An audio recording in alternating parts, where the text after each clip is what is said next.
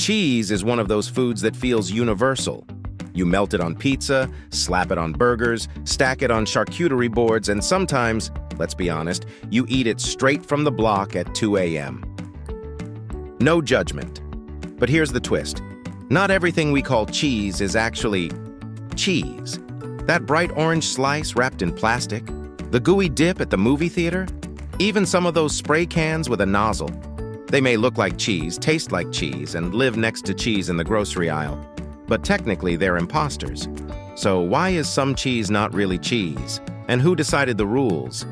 Let's peel back the wrapper, right here, on History of Food.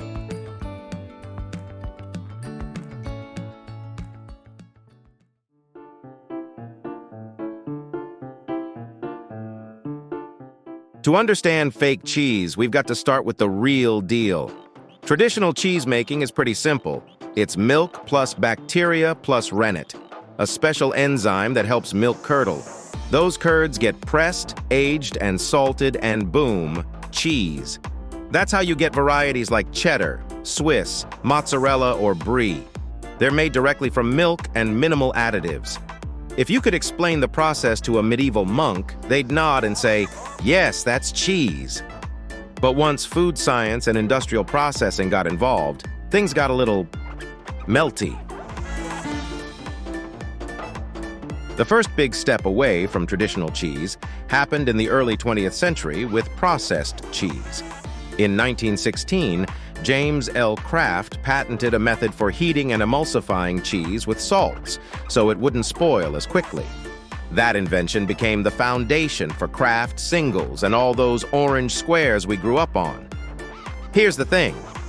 Processed cheese starts with real cheese, but then it adds milk protein concentrates, emulsifiers, preservatives, and sometimes extra dairy products like whey. The result? A uniform, shelf-stable product that melts perfectly and never really goes bad. It was a food science miracle, but it also raised an awkward question. Is it still cheese or something else entirely? This is where the legal drama begins. In America, the Food and Drug Administration, or FDA, has very specific definitions for what can legally be called cheese. Real cheese must be made directly from milk, with limited processing. So when it came to processed products, regulators had to create a new vocabulary. That's why you'll notice some labels don't say cheese. Instead, they say things like pasteurized processed cheese food, cheese product, or imitation cheese. These aren't just marketing terms, they're legal categories. Pasteurized processed cheese equals at least 100% cheese, but melted down and reformed. Cheese food equals at least 51% real cheese. The rest is dairy additives. Cheese product equals anything with less than 51% cheese. Imitation cheese equals, well, you don't even want to know. So yes, that slice on your burger might technically be less than half cheese. Surprise! Now, before we all throw shade at the imposters, let's admit something. Fake cheese is delicious. It melts better than real cheese, stretches longer, and has a consistency that chefs love for certain dishes. Nacho cheese at the stadium? Impossible with real cheddar. It would separate into an oily mess. Mac and cheese from a blue box? That neon powder is technically not cheese, but try telling that to millions of happy kids and nostalgic adults. So even if it's not technically cheese, it earns its spot on our tables. It's not just America that polices cheese. Europe takes it to another level. The European Union has rules about what can and cannot be called cheese, butter, or milk. And then there are the protected designation of origin laws, meaning you can't just slap the word Parmesan on a bag of grated cheese unless it's made in Parma, Italy, under strict standards. Meanwhile, in the US, you can find tubs of Parmesan that have never been within 500 miles of Italy and might contain wood pulp as filler. Yes, wood pulp, technically cellulose, which is legal and safe, but still wood. So while Americans are slathering cheese product on nachos, Europeans are side-eyeing us, polishing their wheels of Roquefort like, that's not cheese, darling.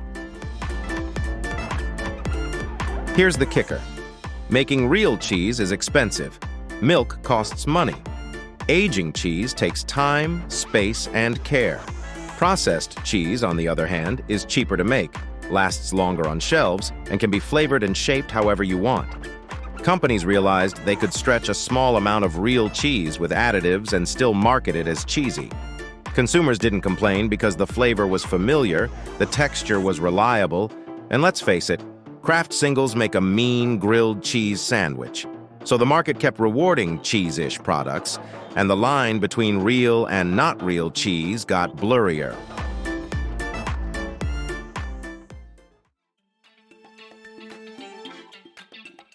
Let's take a quick tour of some of the strangest not-quite cheeses out there.